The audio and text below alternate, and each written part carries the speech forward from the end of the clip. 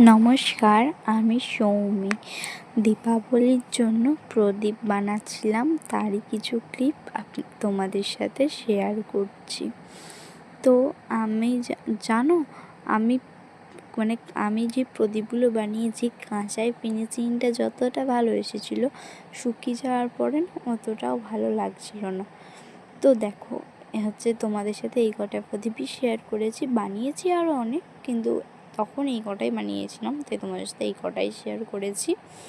তো আর লাস্টে আমি কিছু ছবি অ্যাড করে দিয়েছি, এই প্রদীপ বানানো না, অন্য। তো তোমরা অবশ্যই বলো যে আমি ছবিগুলো কিসে তুলেছি। এই যে এই ছবিগুলোর কথাই বলছিলাম। আচ্ছা বাবা, আচ্ছা আমি বলে দিচ্ছি, তোমরা নিশ্চয়ই বাড়িতে দীপাবলির জন্য আলপনা দাও। হ্যাঁ, এটা ফেব্রিক কালার হাতে লেগে গেছিলো দীপাবলির জন্য আলপনা দিতে দিতে, হাতে লাগেনি, আমি ইচ্ছা করে একটু হাতে নিয়ে ক্যারি করছিলাম।